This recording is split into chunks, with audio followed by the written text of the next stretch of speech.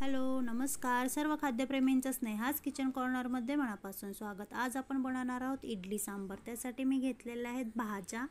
त्यात आहे दुधी भोपळा, शेवगा, गाजर, फ्लावर आणि थोडासा टोमॅटो। आता मी कुकर लावून घेते। त्यासाठी पूर्वतयारी पण केलेली आहे। चिंच आणि गूळ भिजत घातलेला आहे आणि अर्धी वाटी तुरीची डाळ घेतलेली आहे, ती स्वच्छ धुवून घेतलेली आहे आणि नेहमीप्रमाणे पाणी मी गरम करायला ठेवलेलं आहे। तुम्ही नक्की ही टिप यूज करा, त्याने आपला स्वयंपाक पटकन होतो, गॅसचीही बचत होते आणि आपला वेळ वाचतो। आता मी डाळ घातलेली आहे कुकरमध्ये आणि दुधी भोपळा, गाजर आणि फ्लावर घालते।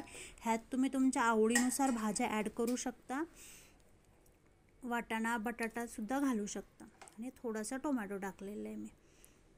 ह्यात मी आता थोडीशी हळद टाकते, हळद आणि चवीनुसार हिंग टाकून घ्यायचं आहे आणि आपण आता कुकर लावून घेऊयात। कुकरच्या शिट्ट्या करून घ्यायच्या आणि मी शेवगा हा साईडला उकडून घेते गरम पाण्यात थोडासा, का तर कुकरमध्ये टाकला तर तो खूप गाळ होऊन जातो, म्हणून असा बाजूला थोडासा 2-3 मिनटं शिजवून घ्यायचा, त्याने छान असा शिजला जातो। बघा, हे मी आता इडलीचं पीठ केलेलं आहे तयार। त्यासाठी माझं प्रमाण असं आहे, 4 वाटी तांदूळला मी 2 वाटी उडीद डाळ घेते आणि ते पीठ बारीक करून घेते। एक 7 ते 8 तास डाळ तांदूळ भिजवून रात्री करून ठेवायचं बारीक आणि ते सकाळी छान फर्मेंट होतं। त्यात मी चवीनुसार मीठ घालते आणि थोडंसं पाणी घालून पीठ एकसारखं करून घ्यायचं। बघा, हे मस्त पीठ असं फ्लफी तयार होतं। तुम्हाला जर ह्याची डाळ तांदळाची पण प्रोसेस हवी असेल तर मला नक्की कमेंटमध्ये सांगा, मी करेन।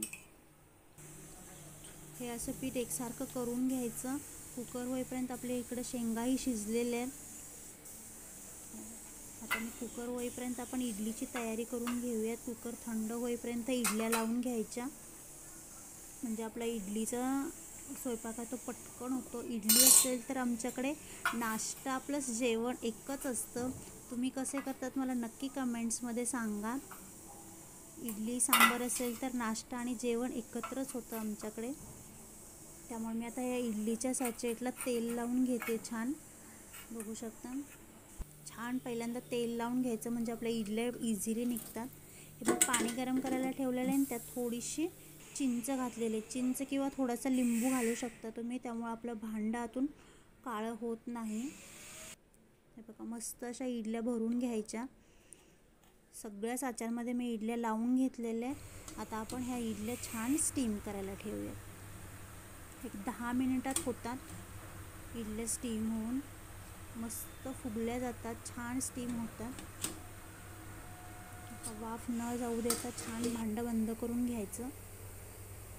तोपर्यंत आपला कुकरही थंड झालेला आहे। आता मी सांबराची तयारी करते। उभा पातळ चिरलेला कांदा घेतलेला आहे, कोथिंबीर आहे, कढीपत्ता। हे बघा, आपला कुकर थंड झालेला आहे, मस्त भाज्या शिजलेल्या आहेत, एकदम डाळही एकदम छान शिजलेली आहे आणि आपल्या शेंगाही मस्त उकडून तयार आहे।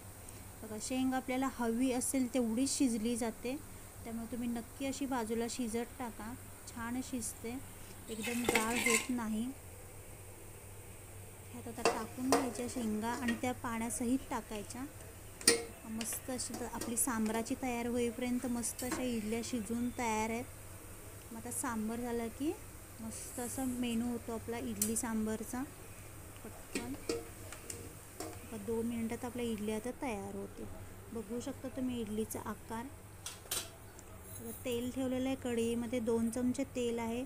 सांबर हे झटपट होतं, झटपट प्रोसेस आहे। हे फास्ट फूड कसं फास्टमध्ये होऊन जातं पटापट, जास्त साहित्य घालायची गरज नाही लागत।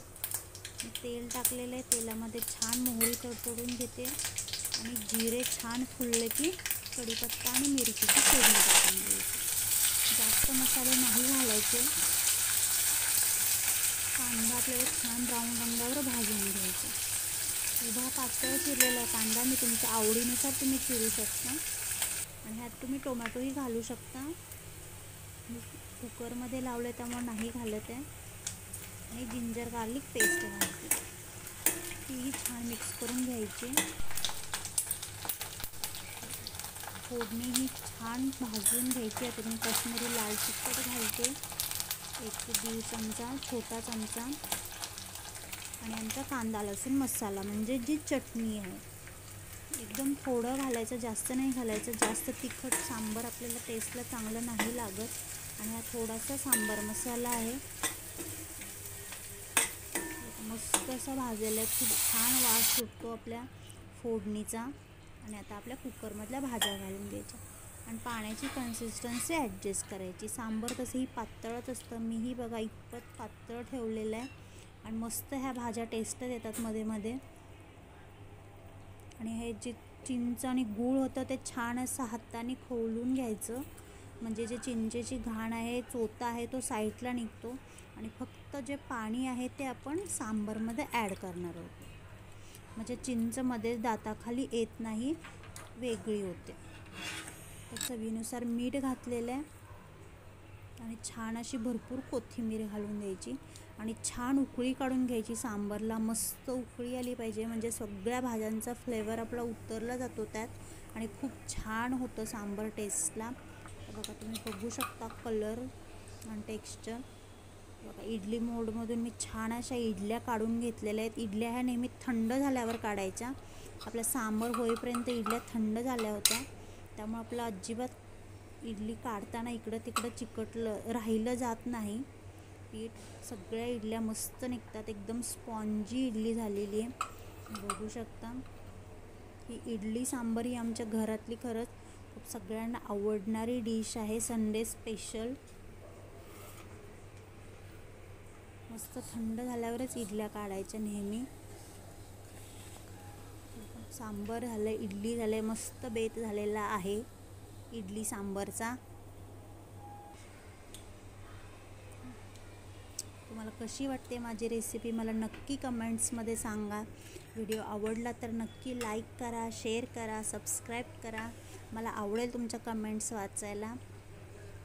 हे बघा हे असं इडल्या झाल्या की लगेच इडली आणि सांबार एकत्र खाऊ शकता, सेपरेट खाऊ शकता.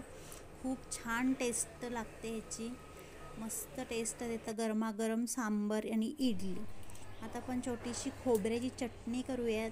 त्याच्यासाठी मी जास्त सामान नाही घेतलेलं, ओलं खोबरं घेतले, तिखट मिरच्या आहेत ह्या हिरव्या मिरच्या आणि भरपूर अशी कोथिंबीर घेतलेली आहे आणि थोडंसं लसूण घेतलेलं आहे. आता हे मिक्सरला वाटून घेऊयात सगळं मिक्सचर एकत्र करून. चटणी ॲक्च्युली आमची अचानक करायची ठरली, त्यामुळे लास्टला करते, नाहीतर पहिले चटणी करून घेतली तरी चालते. थोडेसे जिरे टाकलेले आहेत, अख्ख्या जिऱ्याची टेस्ट छान येते. आणि 1 चमचा दही घातलेले आहे. दही नसेल तर तुम्ही अर्ध लिंबू पिळलं तरी चालेल. आणि चवीनुसार मीठ घालते आहे. थोडंसं पाणी घालून हे छान असं मिश्रण वाटून घ्यायचं. आपली चटणी तयार होते. मस्त अशी आपली चटणी तयार आहे, एकदम छान. तुम्ही याला फोडणीसुद्धा घालू शकता, फोडणीने ही चटणीची टेस्ट अजून एनहान्स होते. तर मी नाही घातलेली, अशीच घेतली आहे. बघा मस्त तुम्ही चटणीचं टेक्स्चर बघू शकता, खूप छान झाली चटणी. कसा वाटला तुम्हाला मेनू आजचा? इडली सांबार चटणी मस्त आहे, पटकन होतो. अशा पद्धतीने जर तुम्ही केलात इडली सांबारचा मेनू तर जास्त वेळ लागणार नाही, पटकन होईल. रेसिपी आवडली तर नक्की लाईक शेअर सबस्क्राईब करा. थँक्यू.